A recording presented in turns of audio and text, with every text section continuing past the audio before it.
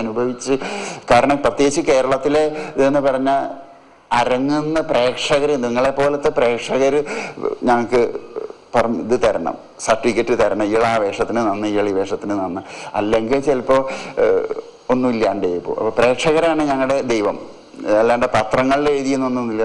അപ്പം അവർക്ക് സംതൃപ്തിയാവുന്നവരെ നമ്മൾ ചെയ്ത് കാണിക്കണം. അതാണ് ഞങ്ങളുടെ ശൈലി. 9 വർഷത്തെ പഠനം കൊണ്ട് കൈവരിച്ചത് കഥകളി മാത്രം. അതിനപ്പുറമുള്ള ഒരു ലോകത്തെക്കുറിച്ചും അറിയാൻ ആ കാലഘട്ടം ഉപകരിച്ചില്ല. തികച്ചും എട്ടും പൊട്ടും തിരിയാത്ത കുട്ടിയായിരുന്നു അന്ന് ശശിധരൻ. എങ്കിലും കഥകളിയിൽ വ്യുൽപ്പത്തി നേടിയിരുന്നു. അതുകൊണ്ട് തന്നെ കോട്ടയ്ക്കൽ ആര്യവൈദ്യശാലയിൽ ചികിത്സയ്ക്ക് വന്ന വിദേശ ദമ്പതിമാർ അദ്ദേഹത്തെ കൂടെ കൂട്ടി. പിന്നീട് ജീവിതത്തിന്റെ നല്ലൊരു പങ്കും അപഹരിച്ച ലോകസഞ്ചാരത്തിന്റെ ആരംഭം അവിടെയായിരുന്നു. ലോകം എന്തെന്നറിയാത്ത, സാംസ്കാരിക വൈജാത്യങ്ങളെക്കുറിച്ച് അറിയാത്ത ആ യാത്രയിൽ അബദ്ധങ്ങൾ പലതായിരുന്നു. അപ്പം എന്നെ സംബന്ധിക്കുമ്പോൾ യൂറോപ്പ് എന്താണെന്നൊന്നും അറിയില്ല. ഒക്കെ സായിപ്പിൻ്റെ രൂപം, ഒരേ ഭാഷ വെച്ചാൽ ഇംഗ്ലീഷിലും വേറെയുള്ള ഭാഷയുടെ വ്യത്യാസമൊന്നും അറിയില്ല, മലയാളം മാത്രമല്ലേ അറിയുള്ളൂ. അങ്ങനെ ഇറ്റലി, ഗ്രീക്ക്, ജർമ്മനിയൊക്കെ പോയി ലണ്ടനിൽ ചെന്നിറങ്ങി. ലണ്ടനിൽ ചെന്നിറങ്ങി ഡിസംബർ മാസമാണ്. ഇവിടെ ബംഗ്ലാദേശ് യുദ്ധം നടക്കുകയാണ് ഇന്ത്യയിൽ. അപ്പോൾ തണുപ്പ് ഇങ്ങനെ ഇത്രയധികം സ്നോ, അതിഭയങ്കരമായിട്ട് ഇങ്ങനെ സ്നോ ഇതായിട്ട് നിൽക്കുന്ന സമയത്താണ്. തണുപ്പ് സഹിക്കാനില്ല. എൻ്റെ അടുത്താണെങ്കിൽ പണ്ടത്തെ പ്രേംനസീർ സ്റ്റൈലിലുള്ള ഈ ടെർലി ഷർട്ടും മുണ്ടും ഒക്കെ ഉള്ളു. അപ്പോൾ കൽക്കത്തയിൽ നിന്ന് ഷൂ മേടിച്ചിട്ടുണ്ട്. അപ്പോൾ ആ ഷൂ ഇട്ടിട്ട് പോകണം വിചാരിച്ച ഷൂ ഒക്കെ ഇട്ട് പുറത്തിറങ്ങി. അപ്പോൾ അന്നത്തെ ലണ്ടൻ നഗരം എങ്ങനെയാന്ന് പറഞ്ഞാൽ പുറത്ത് പറയാൻ പറ്റില്ല. കാരണം ഹിപ്പി സംസ്കാരത്തിൻ്റെ മൂർധന്യായിരുന്നു അവിടെ. ആ സമയത്ത് കേരളത്തിലെ കന്നിമാസത്തിലെ നായ്ക്കളെ പട്ടികളെ കാണുന്ന മാതിരി അവിടെ സ്ത്രീയും പുരുഷനുമുള്ള ഒരു ഇത് പറഞ്ഞാൽ, എന്നെ സംബന്ധിച്ച് ഈ ഗ്രാമത്തിൽ നിന്ന് പോയി എനിക്കതൊരു ഭയങ്കര വൃത്തികേടായിട്ട് തോന്നുന്ന ഒരവസ്ഥ. ഇന്ന് പ്രശ്നമില്ല കേട്ടോ, പക്ഷെ അന്നതൊരു ഭയങ്കര പ്രശ്നമായിരുന്നു. അങ്ങനെ ഇരിക്കുമ്പോഴാണ് ഞാൻ എൻ്റെ ഈ ഷൂ ഒക്കെ ധരിച്ച് മുണ്ടും ഷൂവും ടെർലി ഷർട്ടും ഒക്കെ ആയിട്ട് ടെംസിൻ്റെ പക്കത്ത് കൂടെ നടക്കുകയാണ്. അപ്പോൾ ഞാൻ അങ്ങനെ ഈ സ്നോ വന്ന് വീണ് കഴിഞ്ഞാൽ കാല് വെച്ചാൽ സ്ലിപ്പാവും. അപ്പം അത് നടക്കാൻ സ്വതവേ ബുദ്ധിമുട്ടുണ്ട്. അപ്പം ഞാൻ ഇങ്ങനെ നടന്നു പോകുമ്പോൾ ഒരു സ്ത്രീ എന്നെ വിളിച്ചു. സ്ത്രീ തിരിഞ്ഞു നോക്കുമ്പോൾ മദാമ വെച്ചാൽ ഈ വെളുത്ത പകുതി ഇട്ടത് മദാമാണ് ഞാൻ ധരിച്ചു വെച്ചിരിക്കുന്നത്. അപ്പം പോരുമ്പോൾ അമ്മ പറഞ്ഞിട്ടുണ്ട്, ഏത് മദാമ വിളിച്ചാലും 10-18 വയസ്സായി, അപ്പം മദാമ വിളിച്ചാലൊന്നും പോകരുത്, തിരിഞ്ഞു നോക്കരുത് അമ്മ പറഞ്ഞിട്ടുണ്ട്. അതിന് ഞാൻ ഫാസ്റ്റിൽ നടന്നപ്പോൾ ഈ സ്ത്രീ ഫാസ്റ്റിൽ നടന്നു. അപ്പം ഞാൻ പതുക്കെ ഓടാൻ വയ്യ ഇത് കൂടെ. പക്ഷെ ആ സ്ത്രീ ഓടി വന്ന് എന്നെ പിടിച്ചപ്പോൾ തീർച്ചയായും എന്നെ എന്തോ ചെയ്യാനാണ് തീർച്ചയായും പിടിച്ചിരുത്തി. മദാമ്മ വന്ന് പിടിച്ചിരുത്തിയിട്ട് 2 ഷൂ അഴിച്ചു. അപ്പോഴും എൻ്റെ ഉള്ളിൽ ഉദ്ദേശം അത് പിടിച്ചു കൊണ്ടുപോകാൻ തന്നെയാണ്. അപ്പോൾ എന്നിട്ട് മാറ്റിയിടിച്ചു. കാരണം ഈ സ്നോലും അവ ഇടതും വലതും കയറിയിട്ടുള്ള എൻ്റെ ഈ നടത്തത്തിന്റെ ഈ പ്രകൃതി കണ്ടപ്പോൾ ഈ സ്ത്രീ കൽക്കത്തയിലൊക്കെ വന്നു പോയ സ്ത്രീയാണ് അത്ര മുമ്പ്. അപ്പൊ സഹായിച്ചളെ വിചാരിച്ചിട്ട് വന്ന് ചെയ്ത, പക്ഷെ ഞാനത് തിരിച്ചാ ധരിച്ചത്. അപ്പോൾ അത് എനിക്കത് പറയാനുള്ള കാരണം എന്താ വെച്ചാൽ അന്ന് കേരളത്തിൽ നിന്ന് പോകുന്ന ഒരു കുട്ടിക്ക് ഷൂ ഒക്കെ ആഭരണമായിരുന്നു, ആവശ്യമായിരുന്നില്ല. ഇന്നിപ്പോൾ എൻ്റെ കുട്ടിയോട് പറഞ്ഞാൽ ചിലപ്പോൾ അവൻ ഭയങ്കരമായിട്ട് ചിരിക്കുകയായിരിക്കും അത്. പക്ഷെ അത് അന്നത് അങ്ങനെ ആയിരുന്നു ഇവിടുത്തെ അവസ്ഥ. നമുക്ക് ഷൂവും ചെരുപ്പൊന്നും ആവശ്യമില്ലായിരുന്നു. ബന്ധഭാഷകളുടെ സഹായമില്ലാതെ, ബിരുദപത്രങ്ങളുടെ ഖനമില്ലാതെ കോട്ടയ്ക്കൽ ശശിധരൻ ലോകം കീഴടക്കാൻ ആരംഭിക്കുകയായിരുന്നു. തുടക്കം 1973 ആഫ്രോ ഏഷ്യൻ ഫെസ്റ്റിവലിൽ. അവിടെ ഇന്ത്യയിലെ അപൂർവ നടന പ്രതിഭകളിൽ ഒരാളായ മൃണാളിനി സാരാഭായിയുമൊത്ത് കൃഷ്ണലീല അവതരിപ്പിച്ചു. രാധയും കൃഷ്ണനുമായി അവർ അരങ്ങിലെത്തിയപ്പോൾ അത് അസാധാരണമായ ഒരു കൂട്ടുകെട്ടിൻ്റെ തുടക്കമായി. 8000-ലേറെ സ്റ്റേജുകളിൽ അവർ ഒരുമിച്ച് നൃത്തം ചെയ്തു. ഇന്ത്യൻ പ്രധാനമന്ത്രി ഇന്ദിരാഗാന്ധിയും അമേരിക്കൻ പ്രസിഡന്റ് നിക്സണും ക്ലിന്റണും ഒക്കെ ഈ നടന വിസ്മയത്തിന് കൺപാർത്തിരുന്നവരാണ്. അവിടെ പ്രോഗ്രാമും അതുപോലെ ട്രെയിനിങ്ങും തന്നെയായിരുന്നു. അല്ല, ഈ 10 കൊല്ലമായിട്ടാണ് ഞാൻ ഈ ട്രെയിനിങ്ങിനായിട്ട് പോണത്. മറ്റേത് ഈ പോണ സമയത്ത് വർക്ക്ഷോപ്പുകൾ എടുക്കും, പോരും, പെർഫോം ചെയ്യും, അത്രയേ ഉള്ളൂ. ഇപ്പോൾ ഒരു 10 കൊല്ലമായിട്ട് നിരന്തരം ഏതെങ്കിലും യൂണിവേഴ്സിറ്റികളിൽ പോയിട്ട് പഠിപ്പിക്കും. അതും ഒരു ഇതാണ്. ഞാൻ 24 അക്ഷരമാണ്. കഥകളിയിൽ 24 മുദ്രകളേ ഉള്ളൂ. ഇംഗ്ലീഷിൽ 26 ആണല്ലോ. അപ്പം അതൊന്നും പഠിക്കാണ്ട് തന്നെ ഓക്സ്ഫോർഡിലും എല്ലാ യൂണിവേഴ്സിറ്റിയിലും പോയിട്ട് ക്ലാസ് എടുക്കാൻ സാധിക്കുക എന്ന് പറഞ്ഞാൽ ഒരു 4ാം തരം വരെ പഠിച്ച ഒരു കുട്ടിക്ക് അത് സാധിക്കുക പറഞ്ഞാൽ ഇപ്പം ഞാനത് ആലോചിക്കുമ്പോൾ ഒരു മഹാഭാഗ്യമായിട്ട് തോന്നുന്നത്. ലോകത്തിലെ എല്ലാ യൂണിവേഴ്സിറ്റിയിലും എല്ലാ ഫേമസ് യൂണിവേഴ്സിറ്റിയിലും പോയി ക്ലാസ് എടുത്തിട്ടുണ്ട്. ഇംഗ്ലീഷിൽ ചിലപ്പോൾ അത് ഗ്രാമറൊക്കെ പഠിക്കും, പക്ഷെ സാഹിബിന് സംഗതി മനസ്സിലാവുകയേ വേണ്ടു. കാരണം ഇന്ത്യയിൽ വിദ്യാഭ്യാസം എന്ന് പറഞ്ഞാൽ ഇംഗ്ലീഷ് വിദ്യാഭ്യാസമാണ്, അവിടെ കഥകളി വിദ്യാഭ്യാസമാണ്. ഇവിടെ ഇന്നും ഇപ്പോൾ കഥകളിക്കാരന് അങ്ങനെ ഒരു ബഹുമാനമില്ല. നേരെ വെച്ചൊരു ഡോക്ടറോ ഒക്കെ ആകുമ്പോഴേക്ക് അയാളെ വളരെ അതിലൊട്ടും കുറവല്ല കഥകളി അല്ലെങ്കിൽ കലയും. അമ്പലത്തിൽ ഒതുങ്ങി കൂടുന്ന ഒറ്റ തോർത്ത് കൊടുത്ത് നടക്കുന്ന ഗോപിയോ, ഇന്ന് കലാമണ്ഡലം ഗോപി എന്നൊക്കെ പറഞ്ഞാൽ ന്യൂയോർക്കിലൊക്കെ ചർച്ചാ വിഷയമാണ്. ഇവിടെ കലാമണ്ഡലം ഗോപി ഒരു ഒറ്റ മുണ്ട് കൊടുത്ത് ഇങ്ങനെ നടക്കുന്ന ഒരു സാധാരണക്കാരൻ. കോട്ടയ്ക്കൽ ശശിധരന്റെ അക്കാഡമിക് ക്വാളിഫിക്കേഷൻ വെറും 4ാം ക്ലാസ്സാണ്. നമ്മുടെ നാട്ടിൽ ഒരു 4ാം ക്ലാസ്സുകാരൻ എന്ത് അത്ഭുതങ്ങൾ കാണിച്ചാലും ഒരു സർവകലാശാലയുടെ പടി കടക്കുക എന്നത് ബുദ്ധിമുട്ടുള്ള കാര്യമാണ്. ബിരുദങ്ങൾ മാത്രം വാരിച്ചൂടിയ അക്കാഡമിക് പണ്ഡിതന്മാർ അവരെ പടിക്ക് പുറത്തു നിർത്തും. മഹാകവി ജി ശങ്കരക്കുറുപ്പിന് പോലും ഉന്നത ബിരുദങ്ങളുടെ അഭാവത്തിൽ കോളേജ് അധ്യാപകനാകാൻ സ്പെഷ്യൽ സാങ്ഷൻ വേണ്ടി വന്നു. ഇവിടെയാണ് നമ്മൾ സായിപ്പിന്റെ വിവേചന ബുദ്ധി തിരിച്ചറിയേണ്ടത്. നിങ്ങൾക്ക് കലയിൽ നൈപുണ്യമുണ്ടെങ്കിൽ, അത് വിദ്യാർത്ഥികൾക്ക് ഗ്രഹിക്കാൻ പാകത്തിൽ പകർന്നു നൽകാൻ കഴിവുണ്ടെങ്കിൽ സർവകലാശാലകളിൽ ക്ലാസ് എടുക്കാം. അവിടെ ബിരുദാനന്തര ബിരുദങ്ങൾക്ക് പ്രസക്തിയില്ല.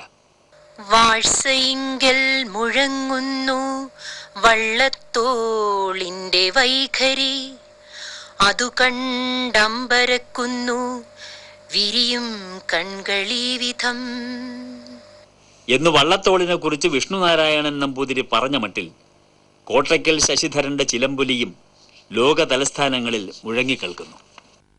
ഓസ്ട്രേലിയയിൽ, കാനഡയിൽ, ചൈനയിൽ, ക്യൂബയിൽ, ഫ്രാൻസിൽ, ജർമ്മനിയിൽ, ഇന്തോനേഷ്യയിൽ, ഇറ്റലിയിൽ, ജപ്പാനിൽ, ലക്സംബർഗിൽ, മലേഷ്യയിൽ, മെക്സിക്കോയിൽ, നെതർലൻഡ്സിൽ, ബ്രിട്ടനിൽ, റഷ്യയിൽ, അമേരിക്കയിൽ, അവിടെയൊക്കെയും അദ്ദേഹം മുദ്രകളിലൂടെ സമ്മതിച്ചു. ഈ കഥകളി കമ്മ്യൂണിക്കേറ്റ് ചെയ്യുന്നത് അഭിനയത്തിലൂടെ അല്ലെങ്കിൽ മുഖത്ത് ഭാവത്തിലൂടെ. അപ്പൊ കഥകളിക്ക് കുറെ അക്ഷരങ്ങൾ ഉണ്ടെന്ന് പറയുന്നത്, ആ അക്ഷരങ്ങൾ ഏതൊക്കെയാണ്? ഞാൻ പറയാതെ കാണിക്കാം. ഇതിപ്പോ എല്ലാവർക്കും ABCD ആണ്. ഹസ്തപതാകോ മുദ്രാഖ്യ കടകോ മുഷ്ടിരിത്യപി കർത്തരീമുഖസജ്ഞശ്ച ശുകതുണ്ഡ കപിത്തക ഹംസപക്ഷശ്ച ശിഖരോ ഹംസാസ്യ പുനരഞ്ജലി അർദ്ധചന്ദ്രശ്ച മുകുരോ ഭ്രമര സൂചികാമുഖ പല്ലവ ത്രിപതാകശ്ച മൃഗശീർഷാഹയസ്തഥ പുനഃ സർപ്പശിരസജ്ഞോ വർദ്ധമാനക ഇത്യപി അരാളോ ഊർണനാഭശ്ച മുകുള കടകാമുഖ. ഇത് 24 മുദ്രകളാണ്. ഇതുകൊണ്ട് നിങ്ങൾക്ക് എന്ത് കവിത വേണമെങ്കിലും, കഥകളിക്കാരൻ രാത്രി മുഴുവൻ കവിത രചിക്കുന്നത് അവന്റെ 10 വിരലിനെ കൊണ്ടാണ്. എന്ത് വേണമെങ്കിൽ ചെയ്യാം. 24 മുദ്രകൾ 26 അക്ഷരങ്ങൾ കൊണ്ട് സാധിക്കുന്നതിലേറെയും ഈ 24 മുദ്രകൾ കൊണ്ട് സാധിച്ചു. അതുവഴി ലോകത്തിന്റെ ഒരു ഒഴിഞ്ഞ കോണിൽ പച്ച വിരിച്ചു കിടക്കുന്ന ഈ മലനാടിന്റെ മഹിമകൾ, നാട്യതാള പൊരുളുകൾ അദ്ദേഹം അഴിച്ചു വിളമ്പി. അത് വിശിഷ്ടമായ ഒരു സാംസ്കാരിക വിനിമയമായി തീർന്നു. ഇപ്പം ശശിധരൻ ഏറ്റവും കൂടുതൽ കേരളത്തിൽ കഥകളി നടന്നൊന്നും അറിയപ്പെടുന്നില്ല. അതിന് പകരം അപ്പൊ അറിയുന്നത് ചിക്കാഗോയിലും. അപ്പൊ അതിന്റെ എക്സ്പീരിയൻസ് എങ്ങനെ വരുന്നത്? അവിടെ പോയി പെർഫോം ചെയ്യാൻ പറഞ്ഞ രസമുള്ള സംഗതിയാണ്. അവർക്ക് അത്ര ഇൻട്രസ്റ്റ് ഉണ്ട്. അത് വേണം. ഒന്നാമത് അവരൊക്കെ വേണം. ഈ ഞങ്ങളുടെ കഥകളിയിൽ രാവണോദ്ഭവം പറഞ്ഞൊരു കഥ ഉണ്ട്. ഈ 10 തല വെട്ടിയാലും ബ്രഹ്മാവിനെ പ്രത്യക്ഷമാവുക എന്നാണ്. ആ തല വെട്ടിയാലും വേണ്ടിയില്ല. എന്ന മാതിരി ഇവർക്ക് നാവിൽ വന്നില്ലെങ്കിലും കണ്ണിൽ വന്നില്ലെങ്കിലും അവർ അധ്വാനിക്കും. കഠിനാധ്വാനം ചെയ്തിട്ട് നമ്മൾ പറഞ്ഞു കൊടുത്ത് പിറ്റേ ദിവസത്തേക്ക് അവർ വരുത്തും. അങ്ങനെ അത് വരുത്തുകയാണ് അവരുടെ ധർമ്മം. അങ്ങനെ അത് ചെയ്യാൻ ഞാൻ ഇപ്പം അനവധി അവിടുത്തെ യൂണിവേഴ്സിറ്റിയിൽ പോയിട്ട് കുറേ ഇന്ത്യൻ നാടകങ്ങൾ, സംസ്കൃത നാടകങ്ങൾ അവിടെ പഠിപ്പിക്കുന്നുണ്ട്. അപ്പം അതിൽ ശകുന്തളൊക്കെ പഠിപ്പിക്കുമ്പോഴേ ഈ മദാമ്മയ്ക്ക് ശകുന്തളയ്ക്കായി വരാൻ തന്നെ അനവധി ബുദ്ധിമുട്ട്. പിന്നെ ഈ എന്താ പറയുക, ഈ അന്യപുരുഷൻ സ്പർശിക്കുന്ന ഭാഗമൊക്കെ അങ്ങനെ ഇപ്പം ഇന്ത്യയിൽ ഇപ്പം മാറിയിട്ടുണ്ട്. എന്നാലും ആ പുരുഷനെ തൊടുമ്പോൾ, ഒരു അന്യപുരുഷൻ തൊടുമ്പോൾ നമ്മൾ ആ ഒരു 16 വയസ്സായ പെൺകുട്ടിയുടെ ശരീരത്തിൽ വരുന്ന ചില ചലനങ്ങളുണ്ടല്ലോ, അതൊന്നും അവർക്ക് ഒരിക്കലും വരില്ല. എന്തെന്നെ പറഞ്ഞാലും പിന്നെ എങ്ങനെ പറയാൻ മനസ്സിലാക്കും? പിന്നെ പറഞ്ഞു കൊടുത്ത് ഈ ആഹാര്യം വേഷത്തിനൊരു ഭയങ്കര കഴിവുണ്ട്.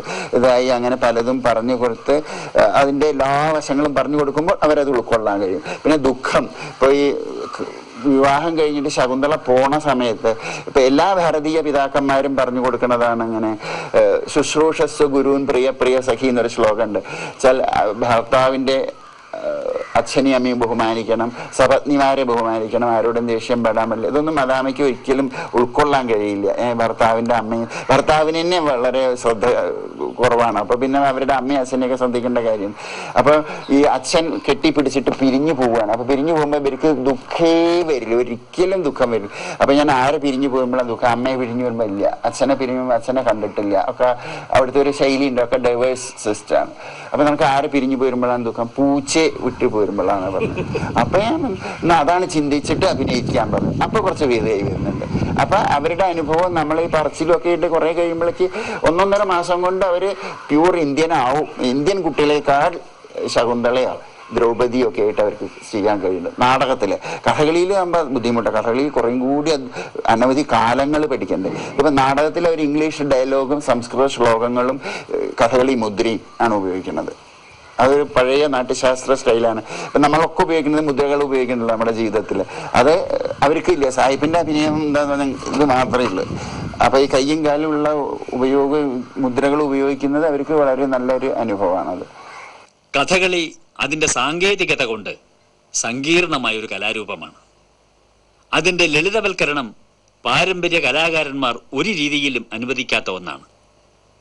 എന്നാൽ ഇവിടെ കോട്ടയ്ക്കൽ ശശിധരൻ അതിനെ ലളിതവൽക്കരിക്കുന്നു. സങ്കീർണമായ പാരമ്പര്യ വിധികൾ പലതും ഉപേക്ഷിച്ചിരിക്കുന്നു. അതുവഴി അദ്ദേഹം കഥകളിയെ സാമൂഹ്യ മാധ്യമമാക്കി മാറ്റുന്നു. വേഷത്തിനല്ല, പ്രയോഗത്തിനാണ് പ്രാധാന്യമെന്ന് സ്ഥാപിക്കാനാണ് അദ്ദേഹം ശ്രമിക്കുന്നത്. കേട്ടിട്ടുണ്ട് താങ്കൾ ഈ വേഷമില്ലാതെ ഈ കഥകളിയുടെ ആ യാഥാസ്ഥിക രൂപത്തിൽ നിന്ന് വിട്ടിട്ടുള്ള കുറെ പ്രോഗ്രാം ചെയ്തിട്ടുണ്ട്. അപ്പൊ ഈ ഇതിനെ വളരെ യാഥാസ്ഥികമായി കാണുന്ന വ്യക്തികളും സമൂഹവും താങ്കൾ എങ്ങനെ? എനിക്കത് പറയേണ്ട അനുഭവത്തിൽ എനിക്ക് തോന്നുന്നത് എന്നെ ഭ്രഷ്ടാക്കിയ മട്ടാണ്. കാരണം അധികം പേരും അങ്ങനത്തെ ഒരു സദസ്സിലേക്ക് എന്നെ വിളിക്കാറില്ല, അല്ലെങ്കിൽ അതിലേക്ക് എന്നെ കൂട്ടാറില്ല. ചിലപ്പോൾ ആലോചിക്കുമ്പോൾ മനസ്സിന് വിഷമമുണ്ട്. പക്ഷെ ഇപ്പം എനിക്ക് തോന്നുന്നത് അതിൽ അവരുടെ അടുത്തും തെറ്റില്ല, എൻ്റെ അടുത്തും തെറ്റില്ല. എനിക്ക് വേണ്ടത് ഞാൻ കോട്ടയ്ക്കൽ കളരിയിൽ നിന്ന് പഠിച്ച ഭാഷ ഉപയോഗിച്ച് എനിക്ക് വേണ്ടത് ഞാൻ എഴുതണു, പറയണു. ഇപ്പോൾ കഥകളി ഉപയോഗിച്ചിട്ട് ഞാൻ വിദ്യാഭ്യാസത്തിനെ പറ്റി ചെയ്യുന്നുണ്ട്. ഏകലവ്യൻ്റെ കഥ, ആ കാലത്ത് രാജകുമാരന്മാർക്കായിരുന്നു വിദ്യാഭ്യാസം, ഏകലവ്യന് അന്നില്ലായിരുന്നു. ഇന്ന് മന്ത്രികുമാരന്മാർക്കാണ്. അപ്പോൾ സാധാരണക്കാരന് അന്നും ഇന്നും ഒന്നുമില്ല. അതൊക്കെ ഞാൻ കഥകളി ഉപയോഗിച്ച് പറയുകയാണ്. അപ്പൊ എനിക്ക് പറയാനുള്ളത് എൻ്റെ ഭാഷ, എൻ്റെ വേദന അല്ലെങ്കിൽ എൻ്റെ സന്തോഷം ജനങ്ങൾക്ക് എത്തിക്കാൻ ഞാൻ കഴിയുന്നതും എനിക്കിതൊരൊറ്റ മീഡിയ എൻ്റെ അടുത്തുള്ളൂ. മലയാളം പോലും ഞാൻ ശരിക്കും പഠിച്ചിട്ടില്ല. അപ്പൊ ഇതാണ് എൻ്റെ അടുത്തുള്ള ഭാഷ. അത് ഉപയോഗിച്ച് ഞാൻ കമ്മ്യൂണിക്കേറ്റ് ചെയ്യുന്നുണ്ട്.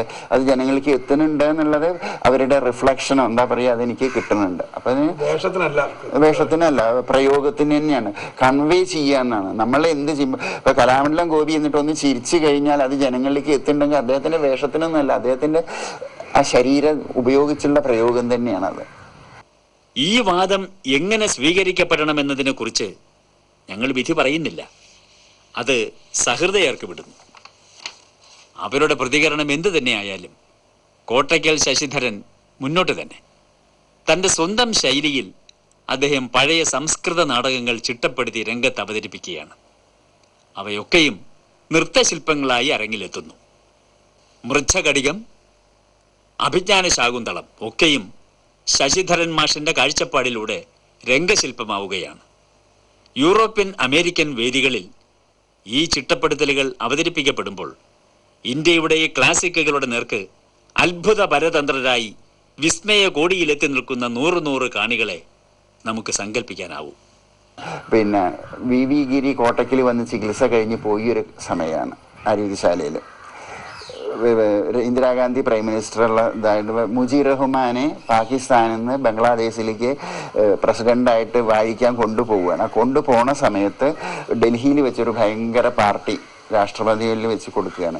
അപ്പോൾ അതിൽ എല്ലാ ക്ലാസിക്കൽ കലകളും ഉണ്ട്. അപ്പോൾ കഥകളി വേണമെന്ന് വി ഗിരിക്ക് വളരെ ആവശ്യം. കാരണം അദ്ദേഹം ഇവിടെ കണ്ടുപോയിട്ട് അതിൻ്റെ ഭംഗി മനസ്സിലായിട്ടുണ്ട്. അപ്പോൾ കഥകളി സെൻറ്ററിനെ സമീപിച്ചപ്പോൾ ആരും അവിടെ ഇല്ല, എല്ലാവരും പോയിരിക്കുന്നു. അവിടേക്ക് ഞാൻ മാത്രമേ ഉള്ളൂ അവിടെ. അപ്പോൾ എന്നോട് പറഞ്ഞു. അപ്പോൾ എനിക്കാണെങ്കിൽ മ്യൂസിക് ഇല്ല, കോസ്റ്റ്യൂംസ് ഇല്ല, ഒന്നുമില്ല. അപ്പോൾ MK നായർ കഥകളിക്ക് വേണ്ടി അനവധി സഹായം ചെയ്തൊരു മഹാമനുഷ്യനാണ്. അദ്ദേഹം ഡൽഹിയിലുള്ള സമയമായിരുന്നു.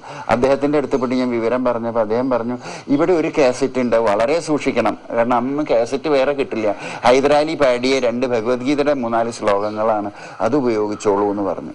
എന്നിട്ട് ഞാൻ ആ